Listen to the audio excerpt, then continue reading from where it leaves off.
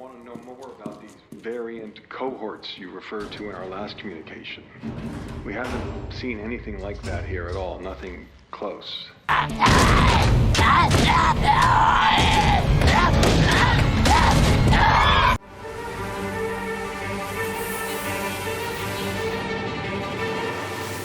Welcome to NocBro Nation. Welcome back, guys. Jarrell here. And I'm Josh. And guys, it's been a long time, but we're finally here bringing back some videos for you. Apologize.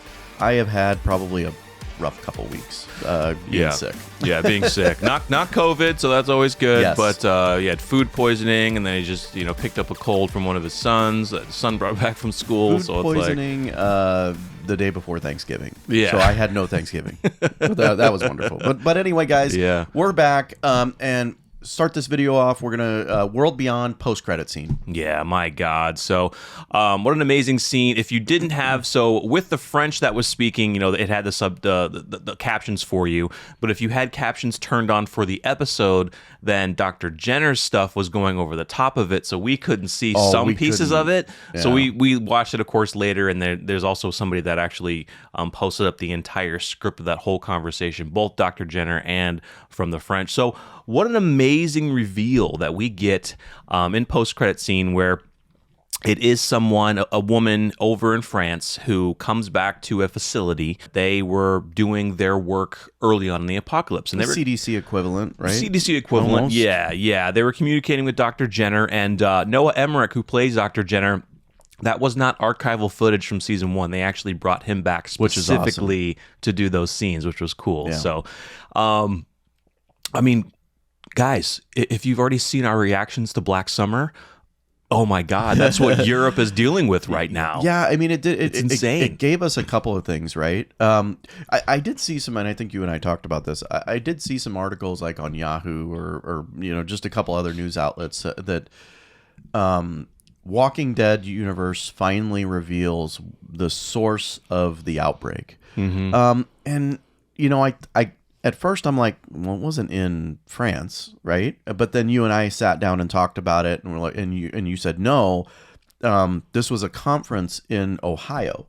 Yeah. That this scientist had with her fellow scientists. She couldn't go, right? Right. So maybe the outbreak started in Ohio, and then the scientists that did make it back, right? If they did, yeah. If they Maybe did, a few did, I think. It mutated there. Yeah. Because it also sounds like, so when we were getting from the post-credit scene where on that back, where the guy was talking up in the upper left, there was words that was spoken there. I'm not even going to try to pronounce it in French, but basically it translates to the dead are born here.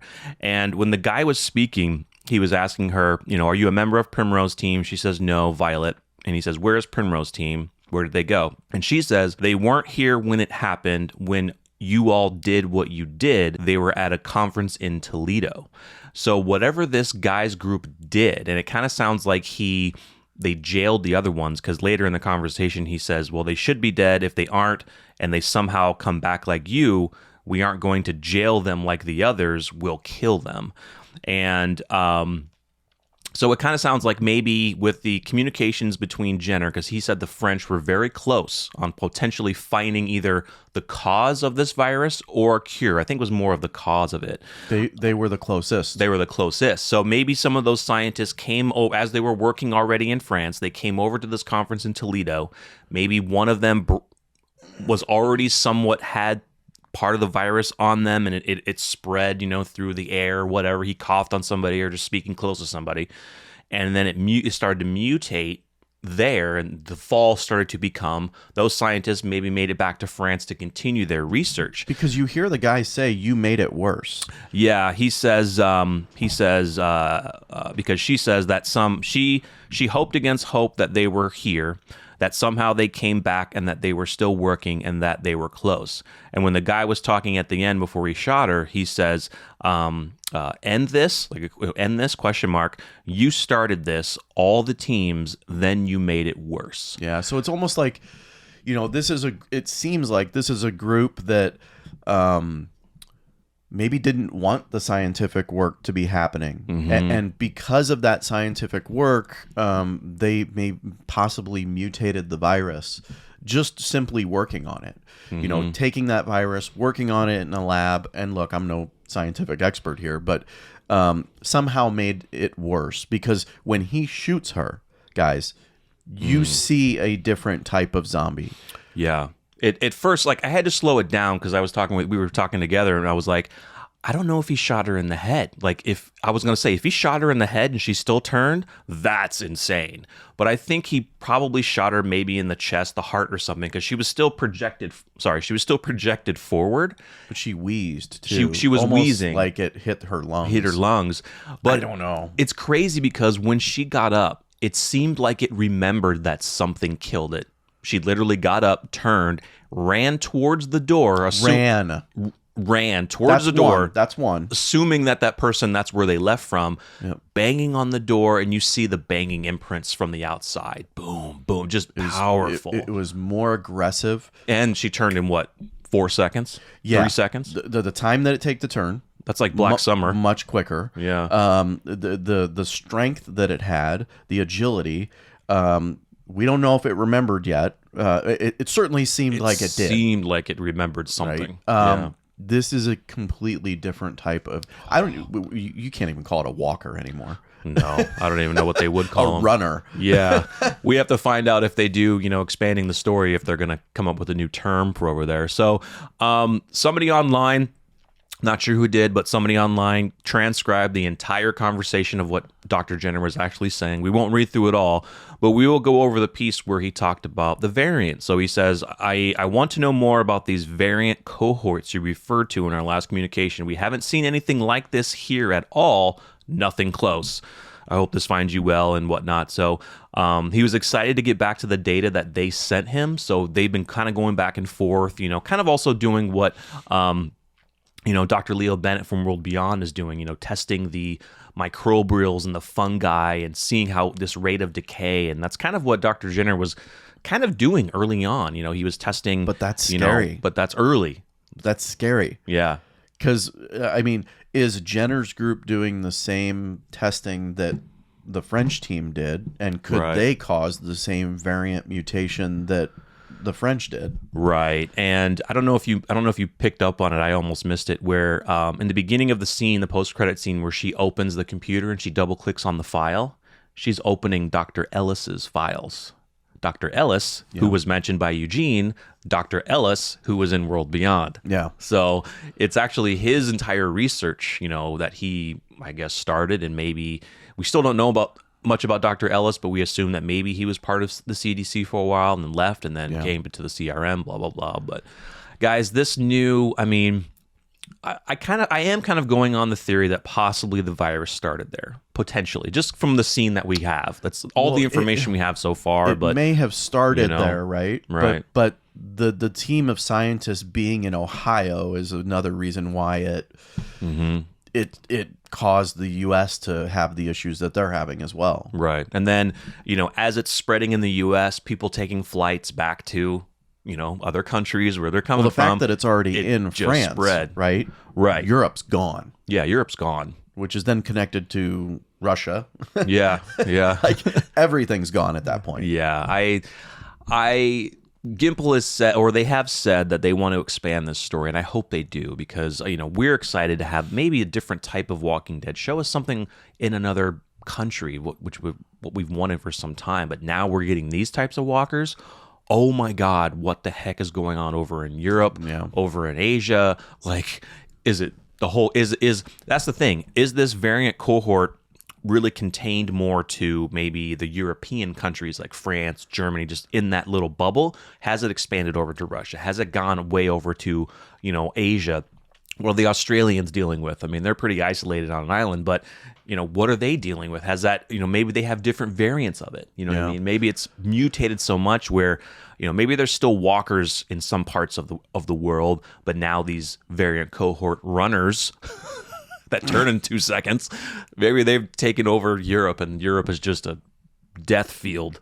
Yeah, I was going to say maybe they've already contained that variant because that guy, but then again, he seemed to walk in no problem. He seemed to walk in no problem, and he seemed to not care about killing her, knowing that she would turn that way. Well, that's why. Yeah, that's why he immediately left and locked the door. He was going to leave her. In, so I mean, to that tells me that maybe they have it under control enough, like the U.S. does at this point. Because I think we can safely say that in the World Beyond timeline and thereafter, walkers, I don't know, are they a threat? I mean, they are, simply because the show wants us to keep thinking that they're a threat. They're not, and that's kind of the thing that we've talked about with, you know, as the years have gone on with The Walking Dead, even Fear the Walking Dead and World Beyond, the walkers aren't that big of a threat unless they are a massive horde. Exactly. You know, if they're not a massive horde, a column, you can deal with them pretty easily, as we saw from the kids. You know, I mean, they weren't even scared anymore. This is different. This is, imagine a horde of those running at you. I mean, if you guys haven't seen Black Summer, if you know, we thoroughly enjoyed that Netflix series. We hope it comes back. And that was just a different interpretation of the zombie virus where, yeah, you turn very fast and you're able to run. And they also had more of, I wouldn't say they had, it's kind of like they have World War Z, if you haven't seen that. Yeah, that too. It's kind of like they have a little more critical thinking. Even though their brains are dead, it seems like they have a little bit more of that critical thinking aspect in their brain compared to the walkers that we've seen. Because like what Dr. Jenner explained was, okay, this is just your brain.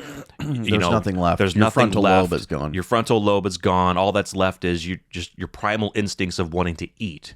These walkers seem like they have the primal instinct to eat, but they've been given power and they have a little bit more of this critical thinking. Like, I just remembered somebody shooting me. I'm going to go back and try to get them. Like, well, insane. Maybe they have all their memories.